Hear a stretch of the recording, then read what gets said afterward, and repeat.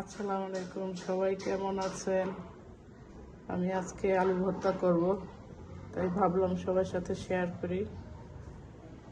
আমি আমার ছাদ বাগান থেকে বিলেতি ধনিয়া পাতা আনলাম, কাঁচামরিচ আর বোম্বাই মরিচ, এই দুইটা একসঙ্গে দিয়ে আমি আজকে আলু ভর্তা করব। তারপর হলো এখানে দুই রকমের আলু, একটা হলো মিষ্টি আলু, একটা হলো গোল আলু। এই দুইটা একসঙ্গে করে আমি আজকে আলু ভর্তা করব।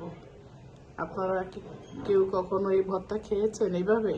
আমি আজকে ফার্স্ট এইভাবে ভর্তা করব, দেখি কেমন হয়। আপনাদের সবাইকে আমি জানাবো খাওয়ার পরে। আপনারাও সবাই এভাবে খেয়ে দেখবেন কেমন লাগে। আমি আজকে ফার্স্ট ট্রাই করব।